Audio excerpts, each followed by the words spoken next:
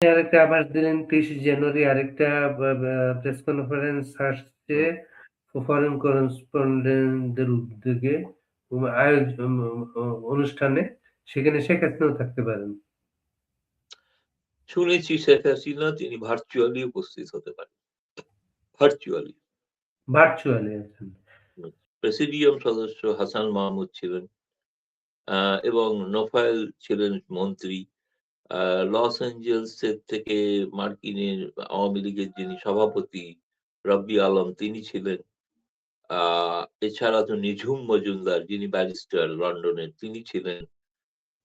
এটা উদ্দেশ্য ছিল যে তারা যেটা বলেছিলেন সেটা হচ্ছে যে যেটা সাংবাদিকদের যে আমন্ত্রণপত্র আমি যে আমন্ত্রণপত্র পেয়েছিলাম তাতে লেখা ছিল United Nations Human Rights Organisation যে রিপোর্টটা বাংলাদেশ সম্পর্কে দিয়েছিলেন সেই রিপোর্ট সম্পর্কে তারা একটা গবেষণা করেছেন এবং গবেষণালব্ধ তথ্যটা তারা প্রথম প্রেস কনফারেন্স করেছিলেন জেনেভাতে।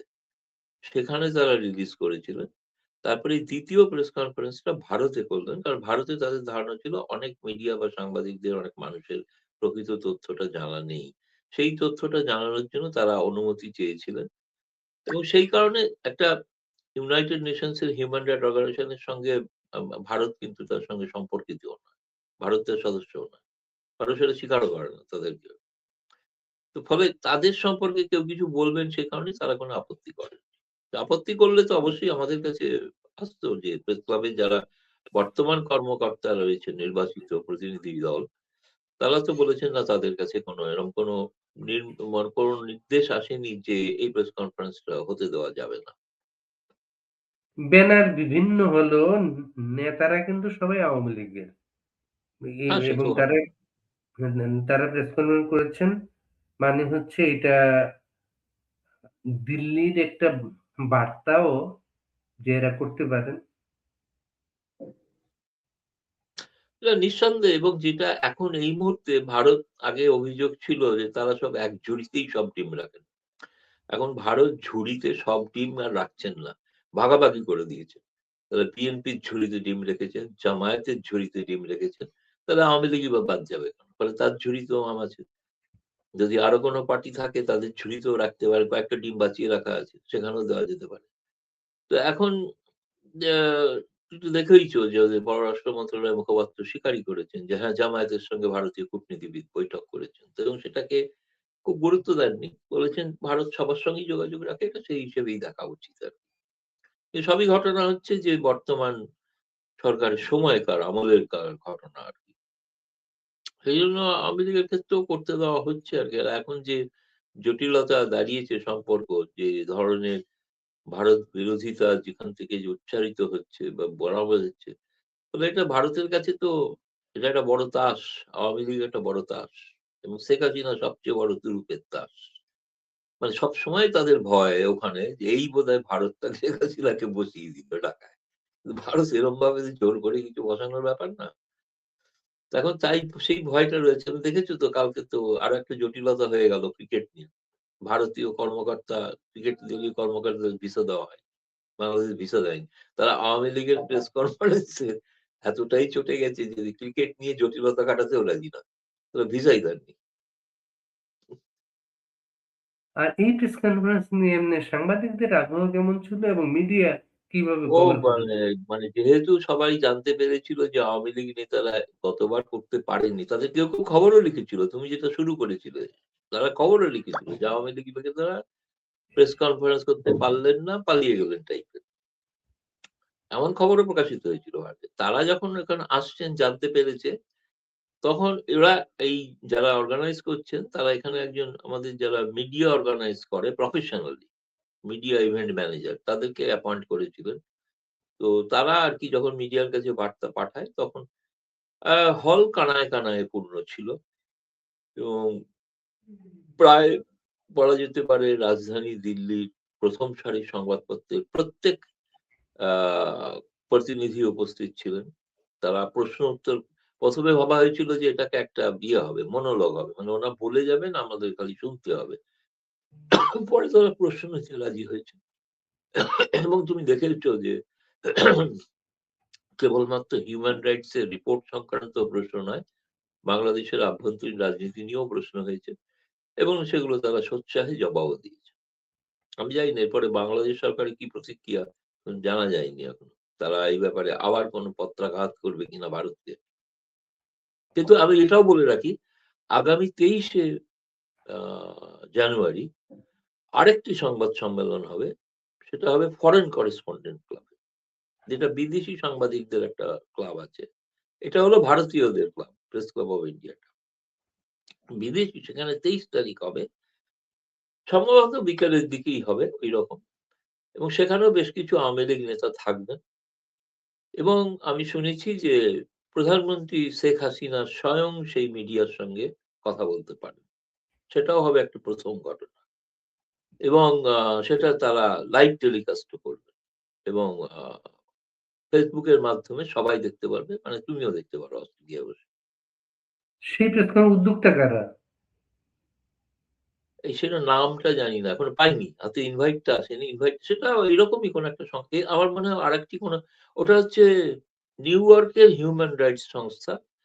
যারা ১ম প্রেস কনফারেন্স প্রেস ক্লাবে করেছিল। ২৩ জানুয়ারি কিন্তু আওয়ামী লীগের না ২৩ জুন সেটা। আচ্ছা, এই প্রেস কনফারেন্সে ভারতের মিডিয়া কভারেজ কিরকম দেখেছেন? এখন পর্যন্ত সব আমি দেখিনি। কিন্তু মোটামুটি আমি আ যেমন আমি তো কলকাতার আনন্দবাজার অনলাইনে দেখেছি বেরিয়েছে। তারপরে হিন্দুস্তান টাইমস এ বেরিয়েছে, স্টেটসম্যান এ বেরিয়েছে।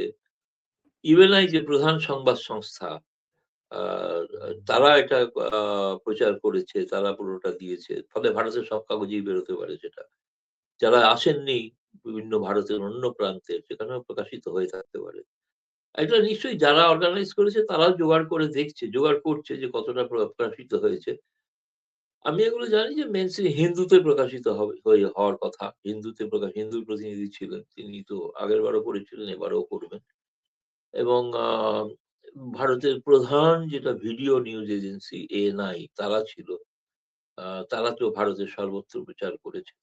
আমার ধারণা খুব ব্যাপক না হলেও হয়তো নিশ্চয়ই প্রচার হয়েছে। আমি সেই কতটা প্রচার হয়েছে যে খবরটা এখনো আমি ওই বললাম একটু যেহেতু একটু দেরি হয়েছে তাদের সকলের সঙ্গে কথাবার্তা বলতে। ফলে রাতে উঠে দেরিতে আমি সকালে সমস্ত সংবাদপত্র এখনো দেখে উঠতে পারি।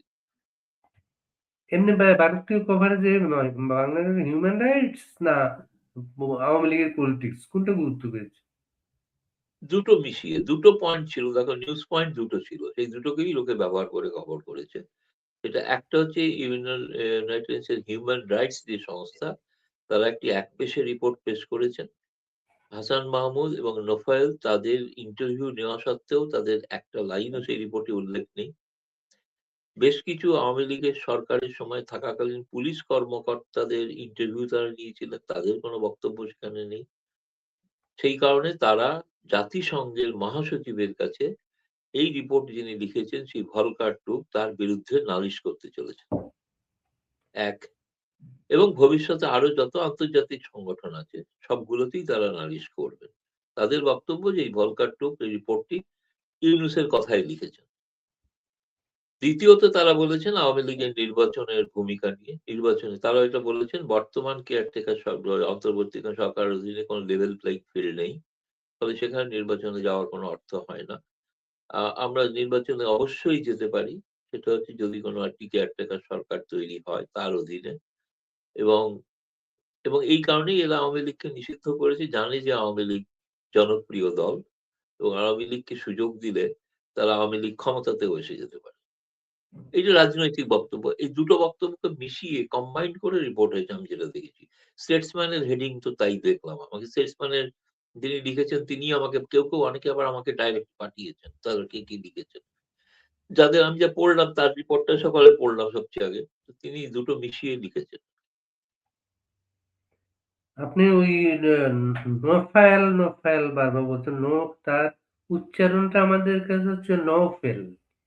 নওফেল ঠিক নওফেল, আছে। হুম। হ্যাঁ, নওফেল এবং আর উনি তোমরা এখানে যেরকম কোন হিন্দি ভাষী যত নেতা আছে তার উচ্চারণ যেন ভুল করে থাকো সেরকম আমিও ভুল করে থাকতে পারি। এরকম। আর উনি কিন্তু আমাদের চট্টগ্রামের মেয়র ছিলেন এবি মহিউদ্দিন চৌধুরী, উনার ছেলে। হ্যাঁ, হ্যাঁ, হ্যাঁ, হ্যাঁ। এবং আওয়ামী লীগের খুবই তরুণ এবং খুবই নেতা। বুঝলাম যে খুবই আর্টিকুলেট, খুবই চমৎকার। এবং তোমাকে চমৎকার ভাবে কথা বলেন এবং চমৎকার স্পষ্ট মানে তুমি ইংরেজিতে কথা এটা বলেন। তোমার জানার জন্য এটা ভালো, যেটা হয়তো রিপোর্টেড অতটা হয়েছে কিনা আমি জানি না, এখনো দেখতে হবে। পরিচয় করিয়ে দেওয়ার সময় ১ম পরিচয় পর্ব হয়। পরিচয় পর্বের সময় নিঝুম মজুমদার বলতে থাকেন যে বাংলাদেশের পররাষ্ট্রমন্ত্রী, বাংলাদেশের শিক্ষামন্ত্রী।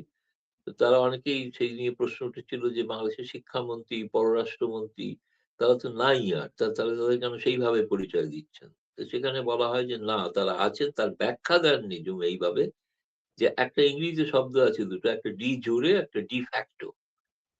ভারত যেহেতু সংবিধানটা আছে এখন এবং শেখ হাসিনা পদত্যাগ করেননি, সেই কারণে ক্যাবিনেটটা আছে। এটা ফ্যাক্ট, এটা ডি জুরে। কিন্তু ডি ফ্যাক্ট বাস্তব অবস্থা কি? বাস্তব অবস্থা তারা ওখানে নেই। ফলে এই দুটো এই কারণেই ধরতে হবে যে পররাষ্ট্রমন্ত্রী বা শিক্ষামন্ত্রী বললে কোনো আপত্তি হওয়ার বিষয় না। প্রাক্তন বলার কোনো, বরং প্রাক্তন বলাটাই ভুল। প্রাক্তন তো নয়।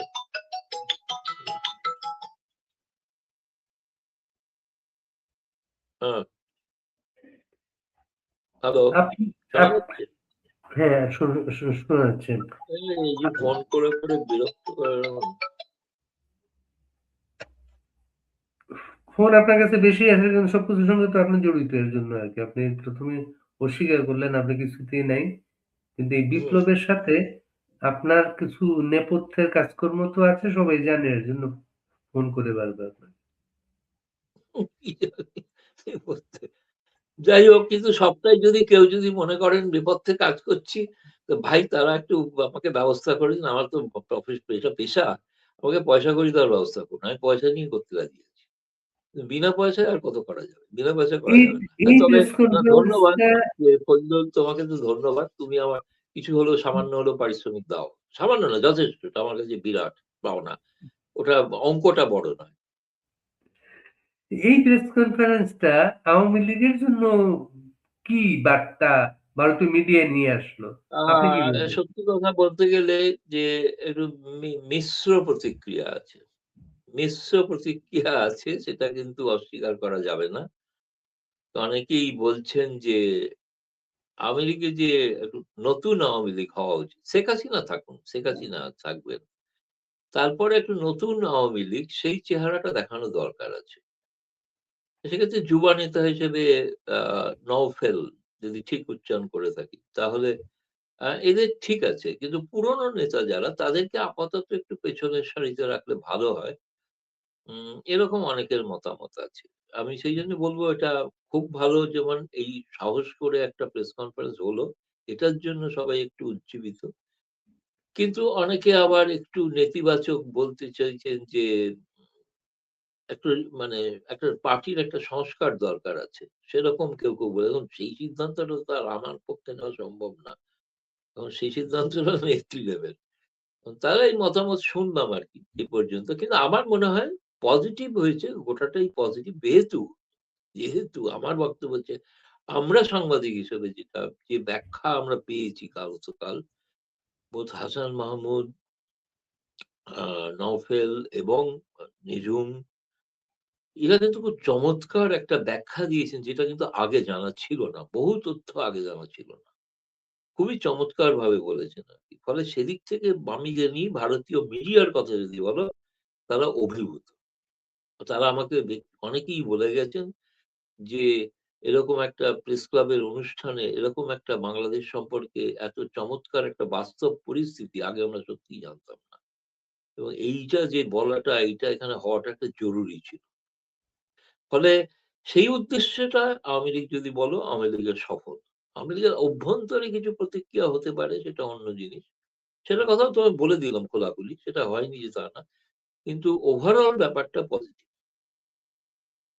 আপনি বললেন যে আওয়ামী লীগের এমন কিছু ব্যাখ্যা এসেছে যেটা আপনারা পান নাই।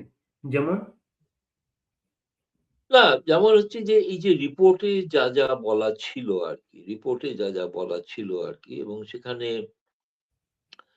যে তথ্যগুলো হত্যা সম্পর্কে দেওয়া আছে, ৫ই আগস্টের পরেও হত্যা হয়েছে, সেগুলোর কোনো তথ্য নাই সেখানে স্পষ্ট ভাষায়। এবং যে একটা বিভ্রান্তিকর, যেমন ওই যে বললাম যে তারা বলেছেন যে এই রিপোর্টটায় মানে সম্পূর্ণভাবে মানে ইউনূস সরকারের যে তৈরি করা, কারণ এমনকি ছাত্র নেতারা প্রকাশ্যে ঘোষণা করেছেন যে তারা এই রিপোর্ট তৈরি করতে সাহায্য করেছেন, তারাই তাদের টিমই করেছে। এমনকি যখন হাসান মাহমুদ বা নওফেলকে কার্যত তারা বললেন প্রশ্নোত্তর করার সময় কার্যত জেরা করা হয়েছে। সেই জেরা থেকে বোঝা গেছিল তারা কি রিপোর্ট লিখবেন আগে থেকেই ঠিক করা ছিল আর। সবচেয়ে গুরুত্বপূর্ণ বিষয় আমার কাছে যেটা মনে হয়েছে রিপোর্টের শেষে দেওয়া আছে একটা ডিসক্লেমার। ডিসক্লেমারটা হলো যে আমরা কিন্তু যা এখানে করেছি সবটা কিন্তু ভেরিফাইড নয়। ফলে এটা অন্য কোথাও কিন্তু ব্যবহার করা অনুচিত। অথচ ১২ই তার আগে যে রিপোর্টটা তৈরি হয়েছে, রিপোর্টটা প্রকাশ করা হয়েছে ১২ই ফেব্রুয়ারি। তারপর থেকে আইসিটি শুরু হলো। আইসিটিতে গোটা জাজমেন্টটাই হচ্ছে এই রিপোর্টের ভিত্তিতে। যে রিপোর্টটার বহু ছত্রে, ছত্রে বহু গরমিল রয়ে গেছে। ফলে এই জিনিসটা এত চমৎকারভাবে ব্যাখ্যা করেছেন মানে পংক্তি ধরে কোন জায়গায় ভ্রান্তি আছে। যেমন ১৪০০ সরকারি গেজেটে বলা হচ্ছে ৮০০। অনেকে আছেন ১০০ র মতো মানুষ তারা প্রায় যাদের মৃত বলা হয়েছে তারা ফিরে এসছে। যে যুবলীগের নেতা হত্যা হয়েছিল তার সৎকার কাণ্ডে অনুষ্ঠানে অংশ নিয়েছিলেন হাসান মাহমুদ। তার খুনের জন্য তাকে যুক্ত করা হয়েছে।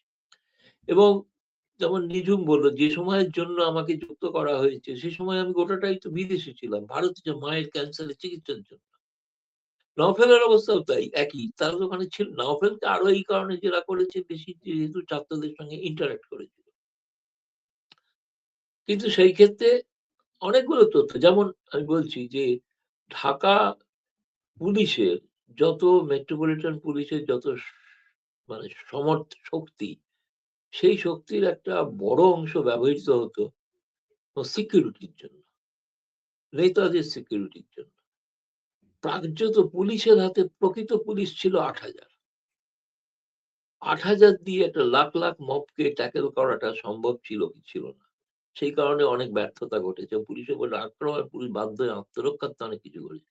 যেমন বলা হয়েছে যে গুলিতে মারা গেছে সেই গুলিগুলো কখনো র‍্যাব বা বাংলাদেশ পুলিশ ব্যবহার করত না, করে না। এই গুলিকে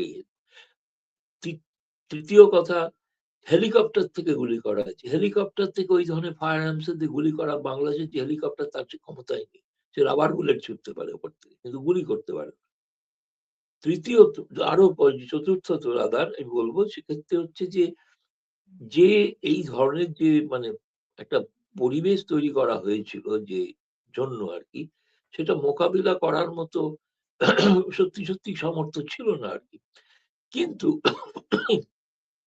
বলতে গিয়ে ভুলে গেলাম একটা খুব ইম্পোর্টেন্ট পয়েন্ট আছে যে মনে পড়লে আবার বলবো যেটা আমার কাছে মনে হয়েছিল খুবই ইম্পোর্টেন্ট বিষয় যে এই রিপোর্টের মধ্যে যে এত মানে ফলে তারা গোটা রিপোর্টটাই লিখেছেন যে ইউনূস সরকারের হয়েই লিখেছেন এবং সেটা তারা প্রমাণও করেছেন বহু তথ্য দিয়ে। সেইজন্য এটা আমাদের মিডিয়ার কাছে খুব কনভিনসিং মনে হয়েছে এই প্রেস কনফারেন্সটা।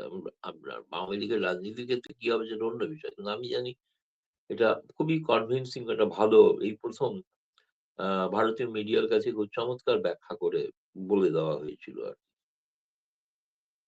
আরেকটা প্রশ্ন আমরা দেখলাম আ বিভিন্ন জায়গায় এসছে নওফেলের কাছে যে আওয়ামী লীগ ক্ষমা চাইবে কিনা ওই পরিস্থিতির হ্যাঁ, হ্যাঁ, মধ্যে। হ্যাঁ, হ্যাঁ, হ্যাঁ, হ্যাঁ, আমি বইটা বলতে চাইছিলাম। এটা বলতে চাইছিলাম।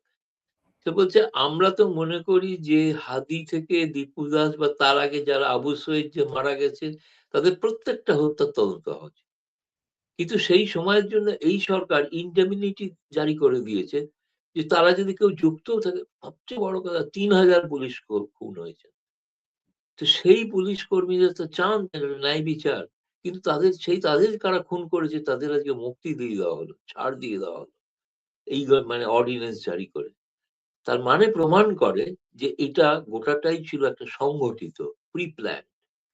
কারণ আমরা মনে করি যে তার পাল্টা দাবি করেছেন ক্ষমা চাওয়া উচিত হচ্ছে ইউনূস সরকারের। তারা কেন তদন্তটা আমি তদন্ত যেমন নওফেল স্পষ্ট ভাষায় বলেছে যে যদি তদন্তে আমি দোষী প্রমাণিত হই তাহলে আমারও শাস্তি হওয়া উচিত। অ্যাকাউন্টেবিলিটি থাকা উচিত। অ্যাকাউন্টেবিলিটি প্রত্যেকের ক্ষেত্রে হোক।